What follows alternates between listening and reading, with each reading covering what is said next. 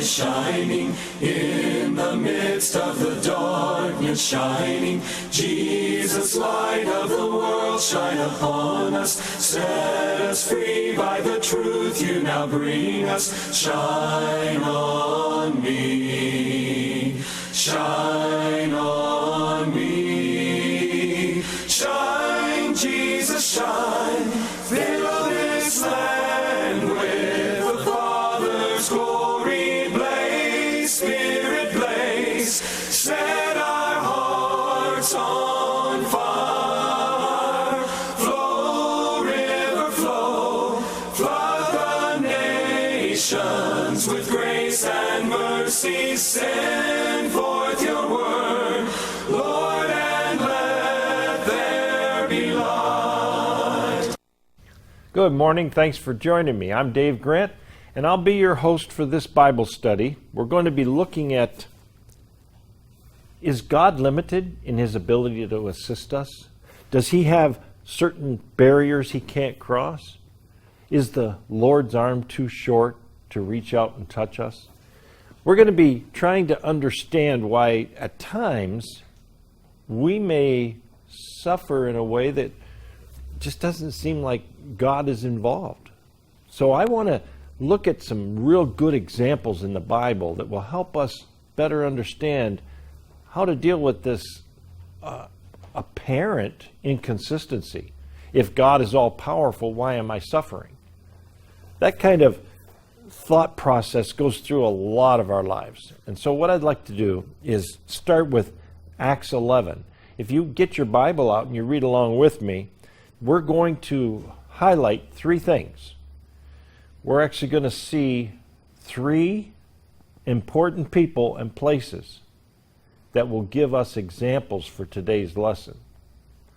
Is the Lord's arm too short? That was a question that was asked way back in the Old Testament. And we're going to look at that as well to understand, okay, so if his arm's not too short, why? Why? So I hope this is going to be a helpful study for you. It has been helpful for me, and I've done it more than once. And every time I do it, it gives me a little bit more understanding, a little bit more insight, and maybe lets me be a little more at peace, even though I've got struggles going on. So, Acts 11, I want to start in verse 19, and you can follow along with me if you'd like. We're going to read probably about 7-8 verses, but I'm going to make a special note as we go through of who we need to pay attention to here as far as being good examples to teach us how to trust in God even when things aren't going well. Now those who were scattered because of the persecution that arose over Stephen traveled as far as Phoenicia and Cyprus and Antioch, speaking the word to no one except Jews. Now those three places are important, especially Antioch. But there were some of them, men of Cyprus and Cyrene, who on coming to Antioch spoke to the Hellenists. And I'll stop there for a second. The Hellenists would have been the Greek Jews. It's an interesting combination, or actually just Greeks too.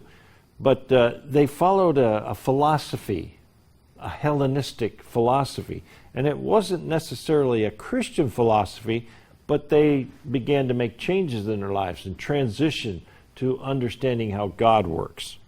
So, on coming to Antioch, spoke to the Hellenists, also preaching the Lord Jesus. And the hand of the Lord was with them, and a great number who believed turned to the Lord. The report of this came to the ears of the church in Jerusalem, and they sent Barnabas, a key figure here, Barnabas to Antioch. When he came and saw the grace of God, he was glad, and he exhorted them all to remain faithful to the Lord with steadfast purpose. For he was a good man, full of the Holy Spirit and of faith. And a great many people were added to the Lord. You know, that's a great place to take a rest. If you think about that, they're going out with the message all over the known world. And in response to that message about Jesus, people were believing in the Lord and turning to him. So Barnabas is important, Antioch's important. Now let's take a look at verse 25. So Barnabas went to Tarsus to look for Saul. Now, interesting how we have Stephen mentioned in this reading. Stephen was executed, stoned to death, and Paul was the one who had the authority from Jerusalem to see that that happened. Saul is a Jew who is trying to stop Christianity. Now, if you remember a couple chapters ago in our study, so it would be a couple weeks ago or 3 or 4 weeks ago, Saul actually met Jesus. Jesus had already resurrected, so he came to him and a bright light blinded him, and he realized he was on the wrong team. And Saul became a Christian rather than putting Christians in jail. What a dramatic change. Well, Saul then went to his hometown, and he was kind of like away from everything, and Jesus was actually teaching him about his ministry and what he would be doing. So, because he was a chosen vessel to carry the message to the Gentiles. I want you to realize all these people are important. But Barnabas, look at verse 25 where we started the second time. So Barnabas went to Tarsus to look for Saul. Barnabas is known as the son of encouragement. Saul is brand new to Christianity, and he's also hated by many Christians. He's been persecuting the church for quite some time. But Barnabas wants to encourage him and help him get started in ministry. So we have Saul, Barnabas, Antioch. And when he found him, he brought him to Antioch. For a whole year they met with the church and taught a great many people. And in Antioch, the disciples were first called Christians.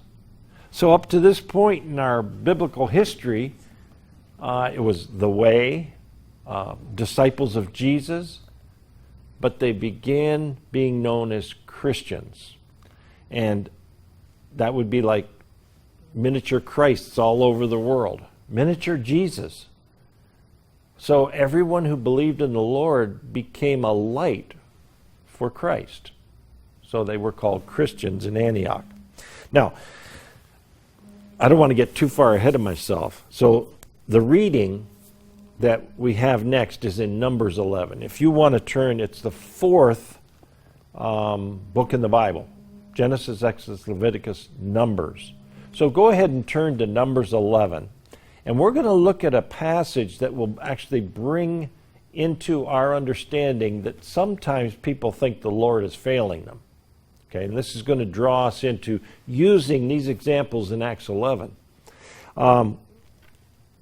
So the people of the Old Covenant, the people of God, which are in Numbers, Moses was directing them. Whenever God gave him a message, he would direct the people, and they were following the Lord. But they started grumbling and complaining. And so let's take a look at Numbers 11 and see how there was that gap where the people just didn't know if the Lord was there. Numbers 11. I love the phrase, is the Lord's arm too short? Or can't he do what he told us he would do? Numbers 11. Start in verse 18 with me. There it is.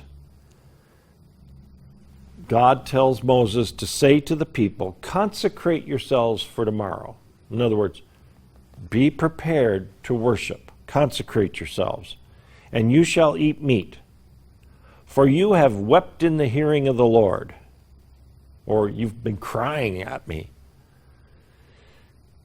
Who will give us meat to eat? So the people are crying out, who will give us meat to eat? For it was better for us in Egypt. They were slaves in Egypt. Remember that? And they cried out to God, save us from this terrible oppression. He did. Now they're crying out, give us meat to eat. We'd rather go back to where we were than not have meat. I'm quite a bit removed from what happened there, but I think this is terrible. It's kind of like someone wants something and they ask you for it, and then they say, I don't like that. Give me something else. It's rude. It's insensitive. It's selfish. And the people are being that way. They say, give us meat to eat. And so God says, okay, I'm going to give you meat to eat. Therefore the Lord will give you meat, and you shall eat. You shall not eat just 1 day, or 2 days, or 5 days, or 10 days, or 20 days, but a whole month, until it comes out your nostrils and becomes loathsome to you. Because you have rejected the Lord who is among you and have wept before him, saying, why did we come out of Egypt? But Moses said, the people among whom I am numbered, 600,000 on foot, and you have said I will give them meat, that they may eat for a whole month. So Moses is doing the math. And he's saying, Lord, you're going to make them eat meat every day for a whole month. I'm not going to have enough meat to feed them all.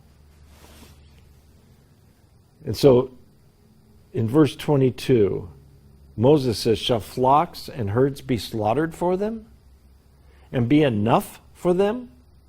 Or shall all the fish of the sea be gathered together for them, and be enough for them? And the Lord said to Moses, is the Lord's hand shortened? Or in other versions, is the Lord's arm too short? Now you shall see whether my word will come true or not. So Moses went out and told the people the words of the Lord. And he gathered 70 men of the elders of the people and placed them around the tent. Then the Lord came down in the cloud and spoke to him, and took some of the Spirit that was on him and put it on the 70 elders. And as soon as the Spirit rested on them, they prophesied. But they did not continue to do it. So in other words, we have the Lord actually doing a miracle right there in front of them. In the cloud, he takes some of his Spirit. He doesn't grant them an unlimited measure of his Spirit, but he gives them some, and they begin to prophesy. But they didn't keep doing it. It was just that one-time event. That's one of the things that's unique to the Old Testament, is the Spirit of God is only given at certain times for a limited time. But once Jesus goes back to heaven, he says, I will send my Spirit, and he will live within you. Oh my goodness, that's a whole different... The Old Covenant is limited. Why would you want to go back and live under an old covenant that has become obsolete? The New Covenant offers you the opportunity to have the Spirit of God, the Spirit of Christ living within you. That's dramatic. Now, back to the meat. So he doesn't answer Moses directly. He just shows him some of the power by giving the elders some of the Spirit. But he says, you're going to eat meat until you don't want to eat it anymore. That's interesting, that because they grumbled, he decided, I'm going to answer them, but they're going to be sorry they cried out to me. I would have provided, but they were too much of a hurry. They were angry. They were whiners. So when you think about it that way, let's be careful. Let's fast forward to now. I want to make sure that if my trust is in God, I don't get into this whining, complaining like he can't take care of what I need taken care of.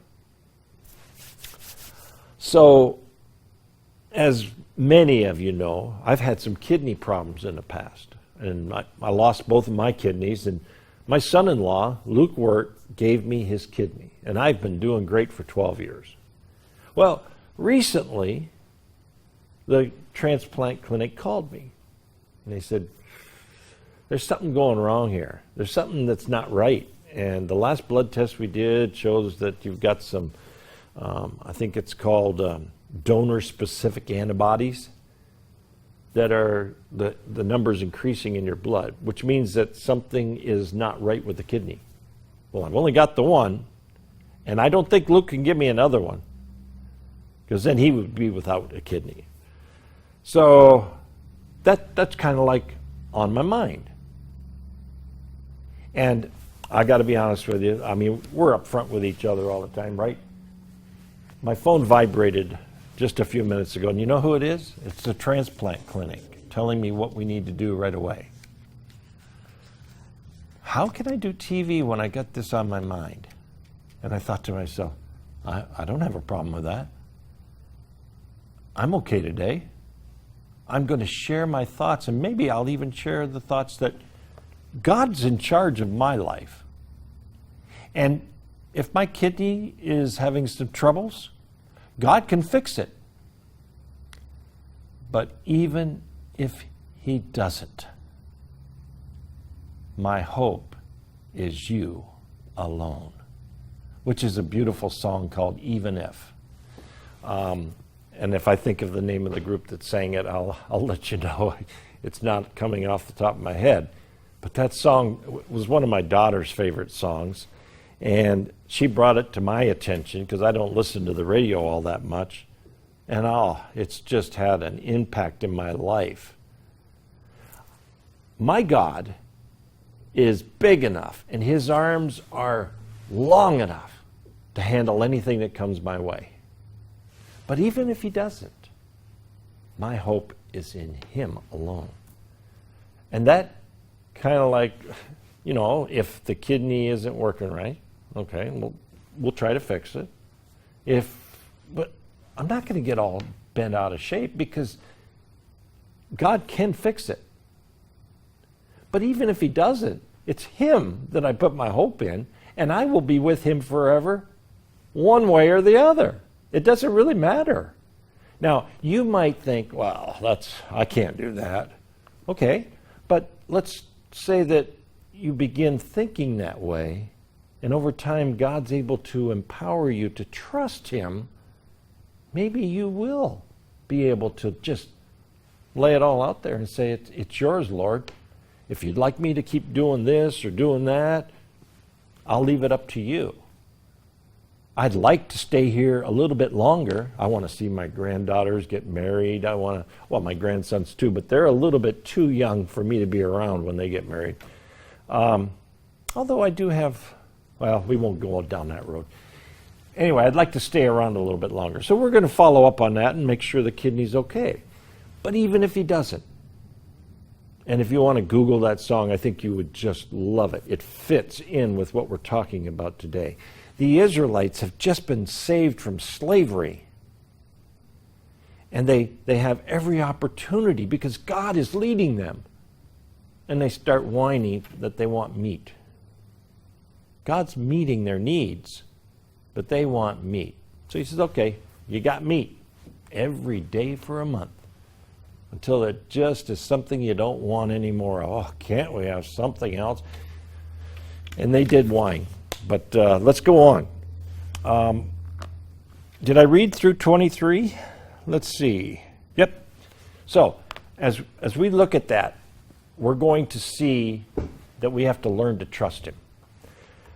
I want to take a look at the three things in the New Testament that we read in Acts 11. And I think they tie right directly to this. The first is a place. It's called Antioch. Now, as we have continued our discovery of the early church, Antioch was one of the key places in the early church. And it was the first place they were called Christians. It became a missionary-minded church to where they actually sent people out to spread the gospel.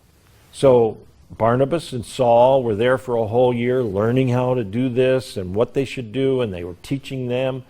And then they put the funds together to make it possible for them to go on their missionary journey, which would be Paul's first missionary journey. Now, this is right in the backyard of the Roman Empire. It is under Roman rule. It's a Greek city. And so everything about Antioch was not a typical Christian city. But the church was strong. So even in our modern world, it's getting less and less popular to be a Bible-believing, Jesus-following Christian. In fact, there's persecution beginning in ways around, and it's not anything like they suffered in the early church yet, but we don't have any control over that part of it. So if our government turns against us, and most recently they're talking about taking away tax-exempt status for churches that will not condone homosexuality. Well, in our modern world, there's going to be persecution following that. But the tax-exempt status is not that important. It's about money. Is the Lord's arm too short to continue to do his work even without that tax-exempt status? I believe my God is strong enough to keep going. So that kind of persecution, yeah, it's evident, but it's not necessarily going to stop us from doing what we know to be true. So the church in Antioch was a vivid example of trusting in the Lord. An example of trusting even when things didn't go right. Very much like our lives. If everything doesn't always go right in your life, your trust in the Lord will actually make it possible for you to continue to smile and move forward every day. Because you're not going to get bogged down by the things that you can't control, and that the Lord sees as, for some reason, he's not going to take that out of your life. Well, that's fine, because when you think about it, my two first kidneys that are no longer alive went bad. God could have healed them, but he chose not to. So I went through the process of the creation. God gave us the wisdom to understand how our body works, and he gave me a transplant. Is there something I can learn from that? I have learned so much about patience, about looking ahead rather than at the moment I'm miserable. No. My spirit will live forever. So I live in the spirit. So let's continue to learn to trust him, even if we don't get what we want. So the Roman cities, like Antioch, were powerful because they had the might of the Roman Empire behind them. And they had the gospel of Christ right in their cities. And as long as they continued to do what was right, the Romans didn't bother them for the most part. There was a lot of persecution in other areas, and it's going to become where they're actually, Christians are executed. But at this point, there's not that much. And so it could have caused some of those early Christians to doubt whether or not God was with them. Just as with Moses, the people doubted that God was with them. But I can imagine the Lord answering any doubts of the early disciples because they could see the power of God through the miracles, just like the Spirit was given to the elders to Israel. What do we have today to see the power of God at work? We have the examples of both the Old Testament and the New Testament, and the Spirit of God living within us, testifying that God will always be there. Antioch became the center of missionary activity in the Gentile world. A city full of corruption, immorality, right under the noses of the most powerful members of the Roman government. I would like to remember that Antioch, I'd like to remember that Antioch should be something that gives me the wisdom to know that no matter what I face in this world today, in the United States or around the world, can't be any worse than what they were facing there in Antioch in the first century. So, is the arm's Lord too short to accomplish what concerns me today? No. And he has a long-range plan. We sometimes think short-range. We think, well, I'm uncomfortable. I can't walk, or I've got cancer, or everything's falling apart. I don't have enough money. And we start thinking in the immediate physical needs. And as long as we stay there, it's like a cesspool. And we won't get feeling better.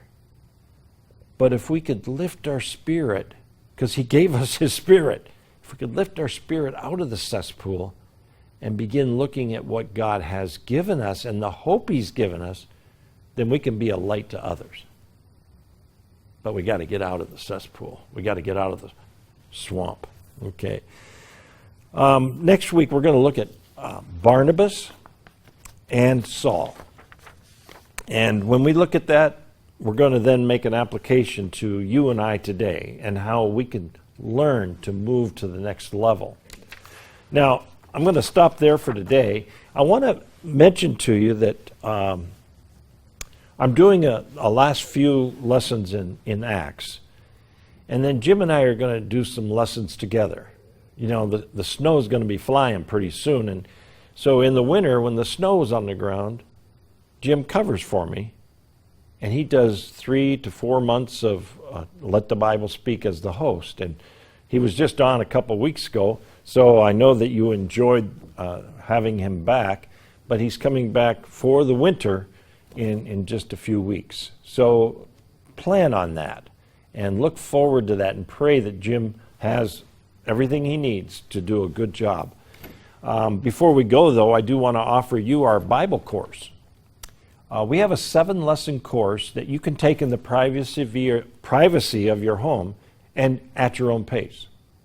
And if you need a Bible to study with, we have a hardcover English Standard Version Bible. That's the same version I'm reading here on the program. And you can do your lesson, which is geared to that version as well.